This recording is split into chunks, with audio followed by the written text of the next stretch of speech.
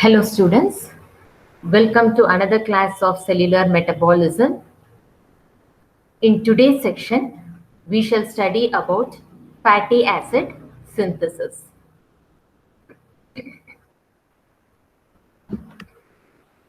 Students, you all know that in addition to carbohydrates and proteins, which we have already dealt with, lipids are the third main macromolecule we consume in our diet.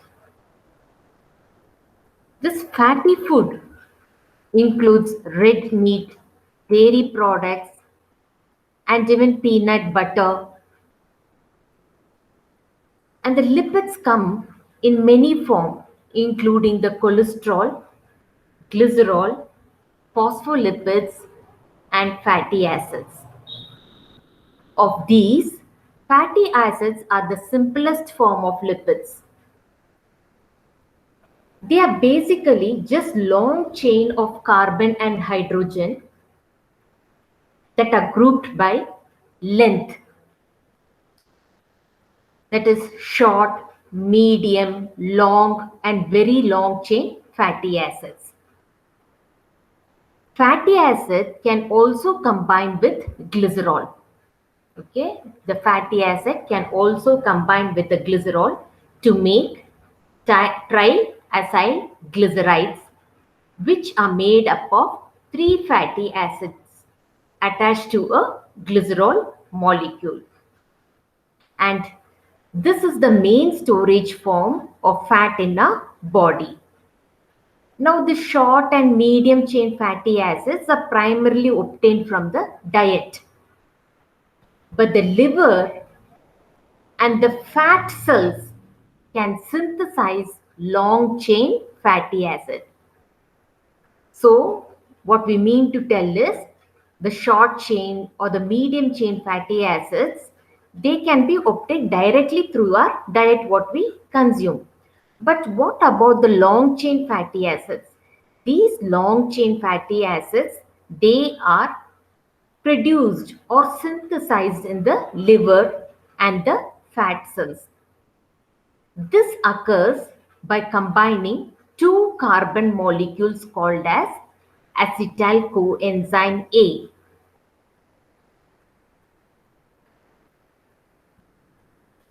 We shall see that in the next slide. Okay.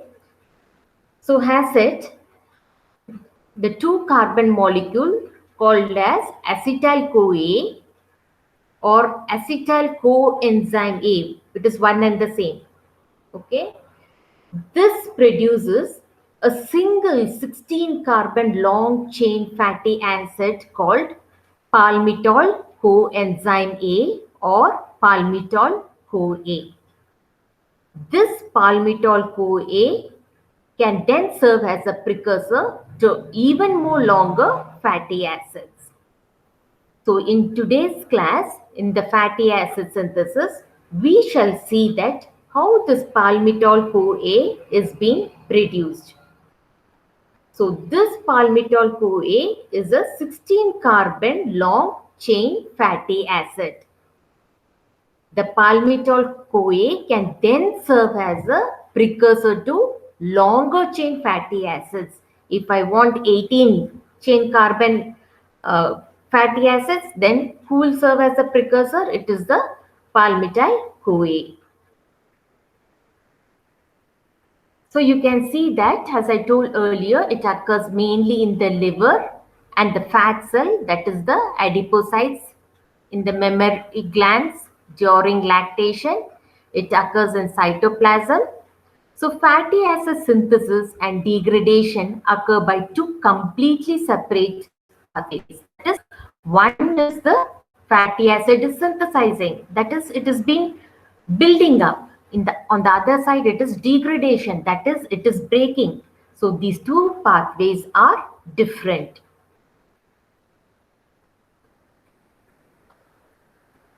So what actually happens when we eat our food? The first molecule what our body always loves is glucose. When glucose is plentiful, large amount of acetyl-CoA are produced by glycolysis, and they can be used for the fatty acid synthesis. Okay, after eating a glucose-rich diet, the glucose level in the blood rises quickly. So when the glucose level rises quickly in your body, what does the hormone which is secreted? The hormone secreted is the insulin. So inside the cell, the glucose can enter the glycolysis. You know this already, right? So the glucose can enter the glycolysis where it is broken down into 3-carbon pyruvate. We have already dealt about this all. So the glucose enters into glycolysis cycle, and there what happens? We get 3-carbon pyruvate molecule. Not only that, we also get what? We also get ATP. This is what we studied. So then what happens to the pyruvate? The pyruvate moves into the mitochondria. It moves inside the mitochondria, and then it is converted into acetyl-CoA. Okay, I'm writing everything in short because we have already dealt with this. This acetyl-CoA, how acetyl-CoA is formed? By the pyruvate. Okay, the pyruvate dehydrogenase, what it does is it catalyzes the pyruvate to form acetyl-CoA in the mitochondria. Inside the mitochondria, what happens? Citric acid cycle occurs. So inside the mitochondria, your acetyl-CoA enters the citric acid cycle by combining with a molecule called as oxaloacetate to form citrate. So this is what we studied in the citric acid cycle, and you know that the entire cycle, when it occurs, it releases lot of NADH, FADH2. Now what happens to these all? All these, whatever we told, glycolysis or citric acid cycle, they are producing ATP. How are they producing ATP? They enter into your electron transport chain. Okay, so after your citric acid cycle, you have what? You studied about the electron transport chain. And this electron transport chain, along with chemiosmosis, what they formed? They formed oxidative phosphorylation. What was oxidative phosphorylation? End product result? It was ATP. Right? We saw 30 to 32 ATPs being built up. So all this leads to the formation of lot more ATP. So when you come to the citric acid cycle, when we studied about the regulation, if you could recall, we told that ATP inhibits the enzyme of the citric acid cycle. That is, it is telling that we are already produced more. I told you we have a backup. Why are you producing more of this acetyl-CoA and all? Okay, so it inhibits the citric acid cycle. So your citric acid cycle is not completely inhibited. It is just slowed down. Okay, and that means whatever the acetyl-CoA from pyruvate, glycolysis is happening, right? From the pyruvate, what happens? Acetyl-CoA is going on producing, but your ATP has told your citric acid cycle, please stop the reaction. We are in sufficient amount. So acetyl-CoA, what it will tell? Okay, if you are in the sufficient amount, I'll proceed in the another pathway. And what is that pathway? That pathway is your fatty acid. The enzymes required in your fatty acid synthesis are in the cytoplasm. So in order to start the fatty acid synthesis, your acetyl-CoA needs to get out of the mitochondria. Hopefully this is clear. So the lot of ATP is produced in your body, which inhibits the citric acid cycle. So the acetyl-CoA, what it does, it diverts its pathway.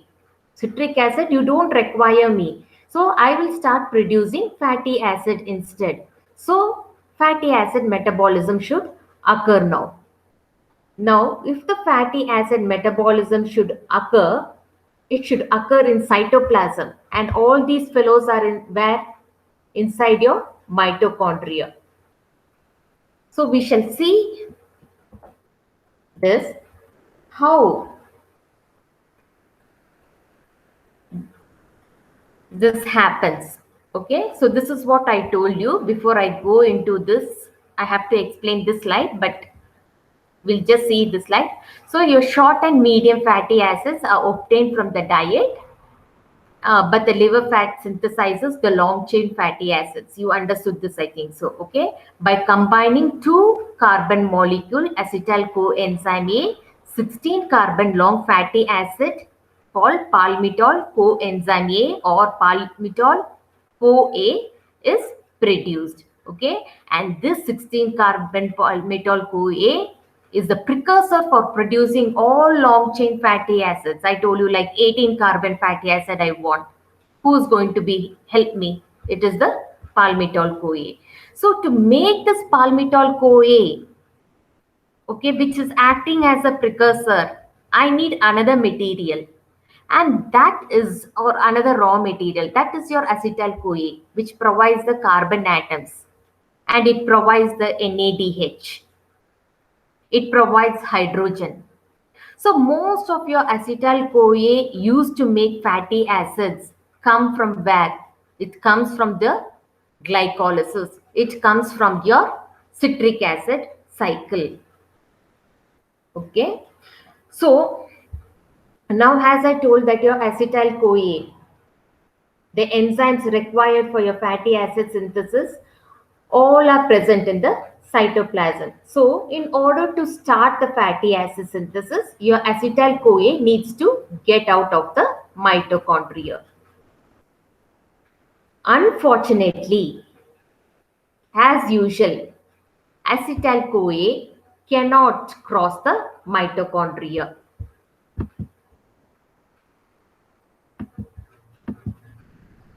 Acetyl CoA is unable to cross the mitochondria.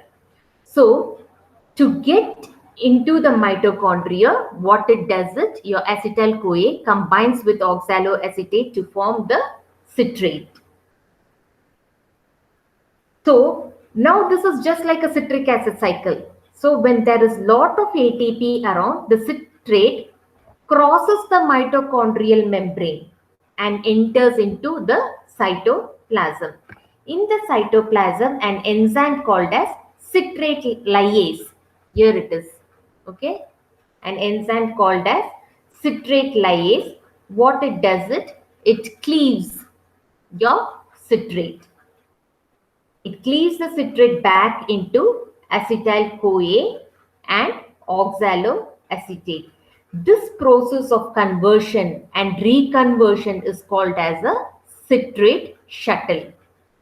In the meantime, your oxaloacetate is recycled and it goes back to the mitochondria. So it can be available. Why it has to go back to the mitochondria? So that it can be available for the next incoming acetyl CoA, because the cycle has to go on. But there exists another problem.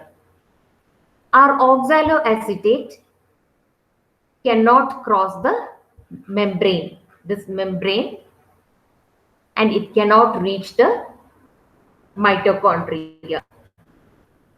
So an enzyme called as, see here, your oxaloacetate gets converted to malate by the presence of the enzyme malate dehydrogenase. And next what happens? Your malate then gets converted to pyruvate in the presence of the NADP linked malate enzyme.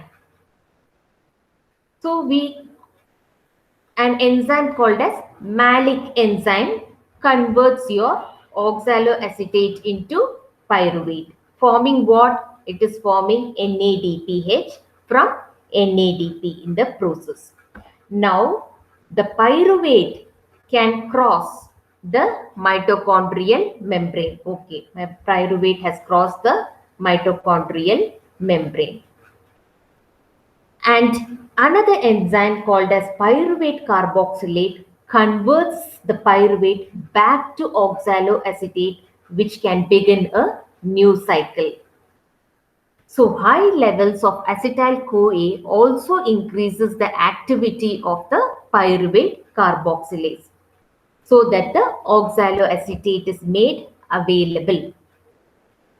With acetyl-CoA, now where is your acetyl-CoA? My acetyl-CoA is in the cytoplasm. All we need to begin is with the fatty acid synthesis. So I have my acetyl-CoA, I have my NADPH, which provides the hydrogen. So with this in the cytoplasm, we shall begin with the synthesis of the fatty acid. So once there is enough amount of NADPH, acetyl-CoA, I told you we start producing the fatty acids. What is the fatty acid which you are going to produce? It is the palmitol-CoA. The 16 carbon fatty acid palmitol-CoA is the one we have to form. So first what happens is a carboxyl group is added to the acetyl-CoA. Before I go into it, I shall once again explain to you all this. So students, your glycolysis or your citric acid cycle, ultimately what happens is they enter the ETC cycle, and the process called as oxidative phosphorylation, it produces lot of ATP. Okay, now when there is lot of ATP produced, it is having a negative effect on your citric acid cycle. So the ATP tells that we are sufficient in amount, that why are you producing more? Okay, so the acetyl-CoA, as I told, that it will think that okay, if you don't want me, I'll take another pathway. And what is that pathway? Is the synthesis of the fatty acid. So more the ATP is produced in your mitochondria, more the acetyl-CoA is pushed towards the production of fatty acid. Now this acetyl-CoA, as I said, it is in your mitochondria. It cannot enter the cytosol because of this membrane. So what it does, it as usual citric acid cycle, what it does, it goes and combines with the oxaloacetate and it produces citrate. This was the first step of your citric acid cycle also. So the first step here also it has occurred. Now the beautiful thing is this citrate can enter into your cytoplasm. Now the citrate has entered, okay, and in the cytoplasm, it encounters an enzyme. And what is that enzyme? ATP citrate lyase. See the word lyase? What it means? I'm going to cleave the citrate. Okay, I have cleaved the citrate. After cleaving the citrate, what did I get? I got oxaloacetate. I got acetyl-CoA. And of course, my ATP is utilized in this process. Fine. But this oxaloacetate, what job it has in the cytosol? It has to enter into your mitochondria. But unfortunately, this oxaloacetate cannot enter the mitochondria because of this membrane. So what happens is your oxaloacetate is converted to malate in the presence of the enzyme malate dehydrogenase, and again in the presence of another malic enzyme using this NADP, your malate is converted to pyruvate. Okay, so when the malate is converted into pyruvate, a carbon dioxide is removed, so you get the 3 carbon pyruvate. Since this is a 4 carbon, okay, so 1 carbon dioxide is removed means I have ended up in 3 carbon pyruvate. At the simultaneously what happens? NADPH is produced. So acetyl-CoA is there, NADPH also is there. Now this pyruvate can easily enter into your mitochondria. Here, your pyruvate encounters an enzyme, pyruvate carboxylase. So this pyruvate carboxylase then converts your pyruvate into oxaloacetate and the story continues.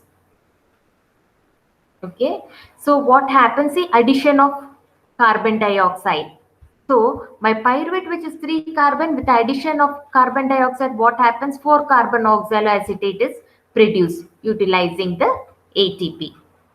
So your pyruvate is carboxylated to oxalate. Decarboxylation generates NADPH, which can be used in your fatty acid synthesis.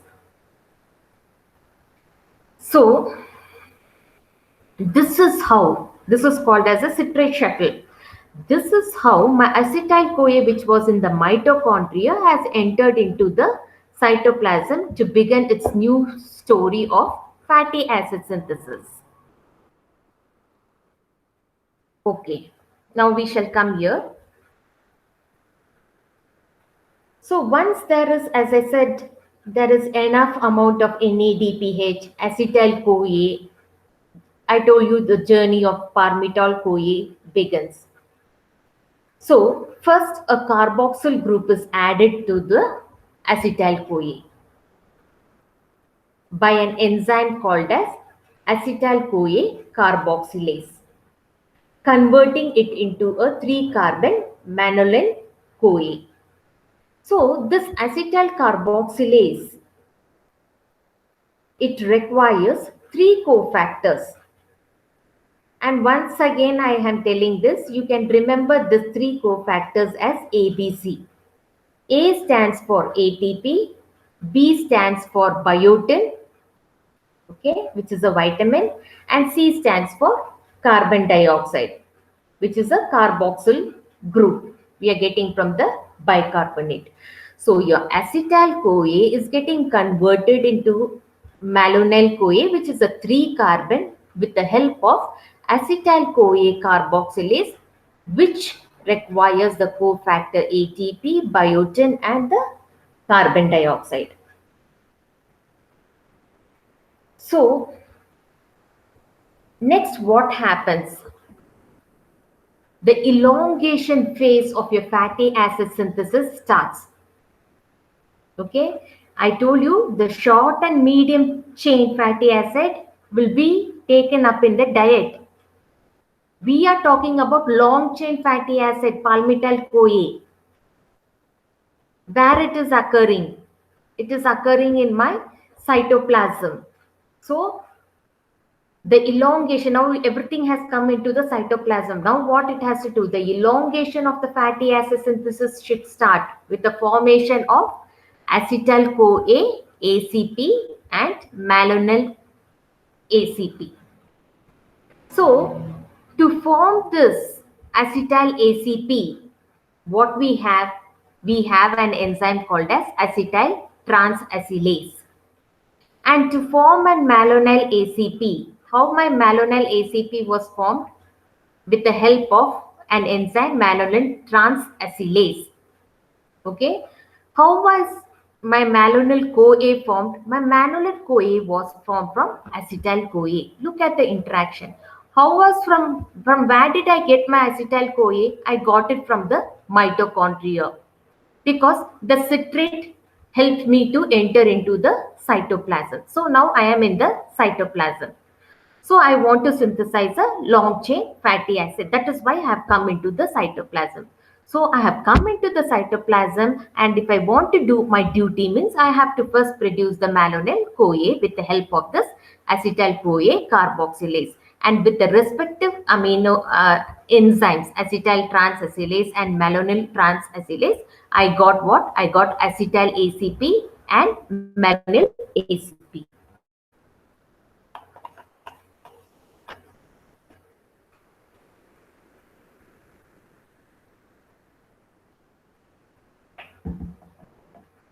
Okay, fine.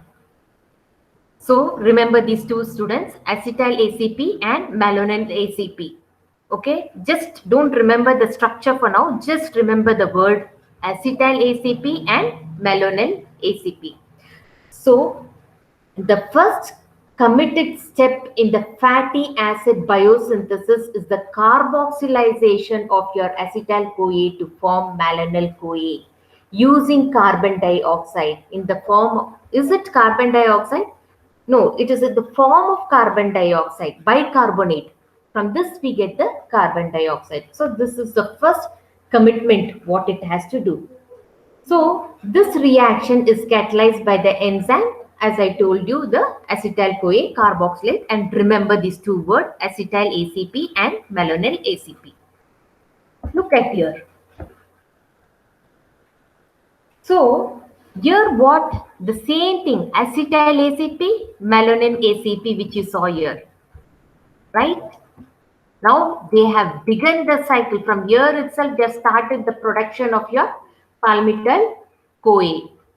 So this is the structure of acetyl ACP and malonyl ACP. The elongation cycle of fatty acid synthesis has 4 stages. We shall see all the 4 stages now. The first stage is the condensation. Condensation of your acetyl ACP and malonyl ACP to form acetoacetyl ACP. Okay, releasing a free ACP and carbon dioxide, which is catalyzed by your enzyme acylmanol ACP condensing enzyme. So this is a condensation reaction. Both are combining together, condensation reaction. And what did they form? Ultimately, they formed what? Acetoacetyl ACP. So what happened? The ACP and carbon dioxide of your respective acetyl ACP and malonyl ACP is removed. With the removal of this, I got acetoacetyl ACP with the help of the enzyme acylmanol ACP. Okay, fine. I have reached the step. Next step is what? The next step is the reduction. Reduction of what? Reduction of your acetoacetyl ACP to form D3 hydroxybutyryl ACP. Okay. So reduction of acetoacetyl ACP in the presence of the enzyme beta ketoacyl ACP reductase. What happens? I ended up in producing D3 hydroxybutyryl ACP. Okay. Please see this. This is the acetoacetyl ACP. And here what is happening? Oxidization has occurred. NADPH2 is oxidized to NADP. So this is the enzyme involved. So I have ended up in 3-hydroxybutyryl ACP. So carbon 1, carbon 2, carbon 3. Who's there in my carbon 3? It is the hydroxy. And together they are known as D3-hydroxybutyryl ACP. So that was my reduction reaction. Now my third step is what? Dehydration. So dehydration, already you know that removal of water. Okay, the removal of water has occurred in the presence of the enzyme 3-hydroxyacyl ACP dehydratase. With this, what happens? You get a new product. What is my new product? That is cornetyl ACP. The name of this product is cornetyl ACP. So dehydration of D3-hydroxybutyryl ACP to produce cornetyl ACP, which was catalyzed by my enzyme 3-hydroxyacyl ACP dehydratase. So the third step, dehydration, is also over. So condensation is over, reduction is over, dehydration is over. Next, what is left? Reduction. Reduction of what? Reduction of cornetyl ACP. So reduction of cornetyl ACP by a second NADPH to molecule to give what? Butyryl ACP. It is catalyzed by the enzyme enol ACP reductase. So your cornetyl ACP undergoes reduction reaction. So what happens? You get butyryl ACP. So what is used up here? Your NADPH is used up. This is your second NADPH which is used up. Your reduction. First first NADPH. Again reduction, one more NADPH. So with this, you see that we have ended up with butyryl ACP. So from here it started a story, right? So acetyl-CoA, malonyl-CoA, manonyl ACP, acetyl ACP, both condense, form acetoacetyl ACP, undergo reduction, form what? 3-hydroxybutyryl ACP, then undergo dehydration, that is removal of water, and you form what? Cornetyl ACP, again undergo reduction, form butyryl ACP.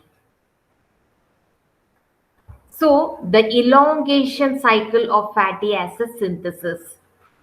You have got a bigger molecule now. So this is carbon 1, carbon 2, carbon 3, carbon 4. So carbon 4 butyryl ACP is being produced. So next we shall see what happens. So the first step of elongation, what you saw? 2 carbon acetyl-CoA, right?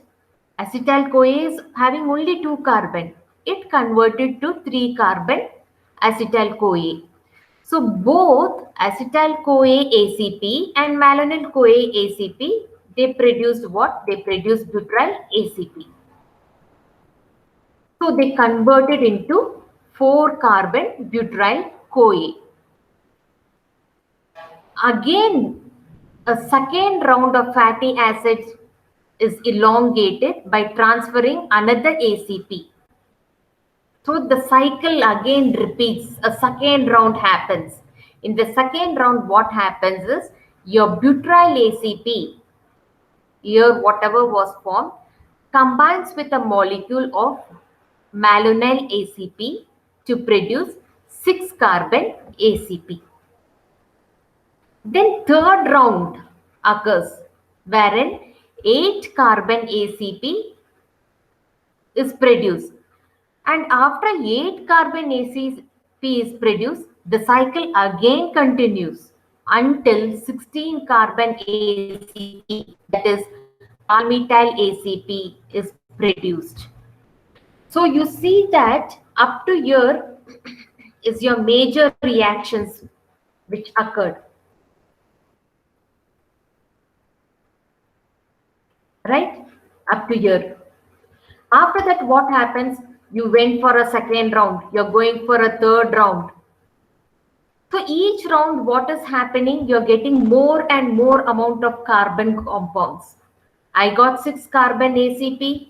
Then in the third round, I got 8 carbon ACP. Again, the cycle repeats until I get 16 carbon ACP. And who was my 16 carbon ACP? It has a name, and that name is the palmitoyl ACP. Okay, and this palmitoyl ACP in the presence of beta ketoacyl ACP, this is an enzyme. Okay, this beta ketoacyl ACP synthase enzyme, with the help of this enzyme, it is able to produce palmitic acid and ATP. So it is a very long reaction, formation of the fatty acid. Usually up to year only we give, and after that you can just write it even in the examination. You can write it in the same format because you cannot keep on repeating it.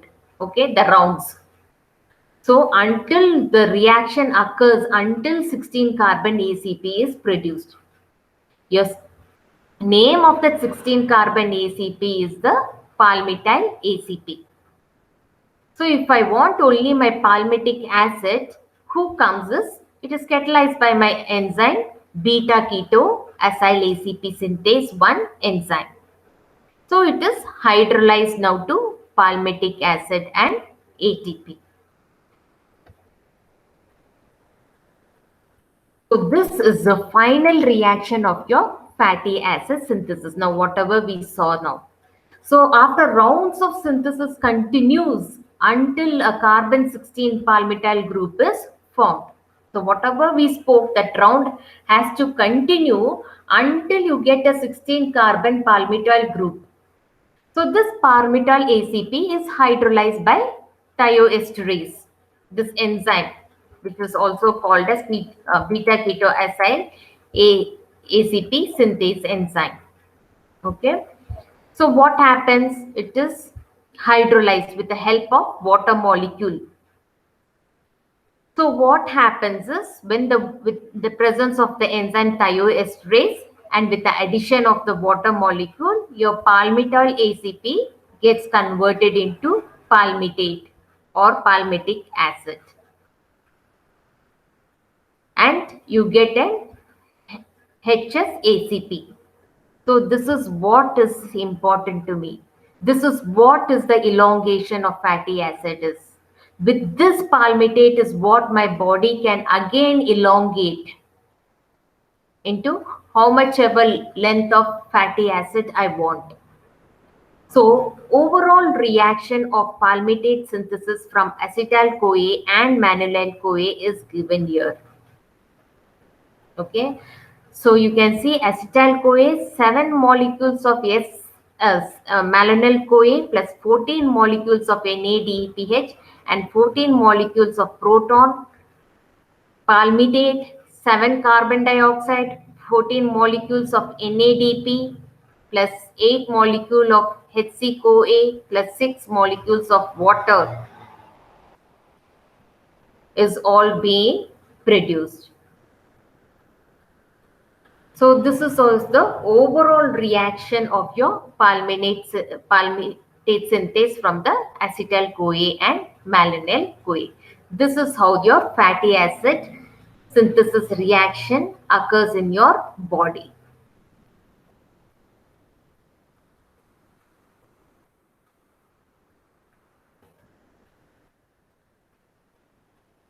So this is all a form of fatty acids. Okay, cholesterol, glycerol, phospholipids. Your fatty acid plus glycerol leads to triacylglyceride. So where does it occur? It occurs in the liver's adipose tissue, in the mammary glands of lactation, and it occurs in the cytoplasm. So what actually is required for your fatty acid synthesis is large amount of glucose. And where do you get your glucose? I told you, you get it through the diet. Once you get it through the diet, you undergo glycolysis, you undergo pyruvate, citric acid cycle, you undergo ETC cycle, you undergo chemiosmosis, you undergo oxidative phosphorylation. Ultimately, what are you producing? I am producing ATP. Okay. So your small molecule fatty acids can be obtained in the diet. Other long chain is taken care of my body. It can synthesize its own long chain fatty acid. If you provide me what? If you provided me the acetyl-CoA, if you provide me the nicotinamide adenine dinucleotide phosphate, NADP, which can provide the hydrogen atom. Okay, and of course your body provides all this, wherein your acetyl-CoA is provided by the mitochondria and enters into your cytosol, because Cytosol is where the enzymes are there for your fatty acid synthesis. And through the citrate shuttle, it enters into the cytoplasm. And see here, NADPHs are being produced. Why NADPH is required? Because I require hydrogen for the synthesis of fatty acids. I require carbon and hydrogen for the synthesis of fatty acids. And my starting molecule, acetyl ACP and malonyl ACP, it undergoes condensation, okay? It undergoes reduction reaction, it undergoes dehydration, reduction, finally forming butyl ACP. Once the butyl ACP is formed, which is a 4-carbon compound, I want 16-carbon compound palmitoyl. To happen so, I will keep on undergoing the reaction until unless I get the 16-carbon palmitoyl group. And finally, I got it through those reactions. And my palmitoyl ACP, which is produced, can be converted to palmitate by the enzyme thioester with the addition of water molecule. So overall reaction of my palmitate synthase from acetyl-CoA and malonyl-CoA is this is what I get. So this is how the fatty acid is synthesized in my body. Using this palmitoyl, all my palmitate acid, I can still produce longer chain of fatty acids. With that, we conclude this class of fatty acid synthesis.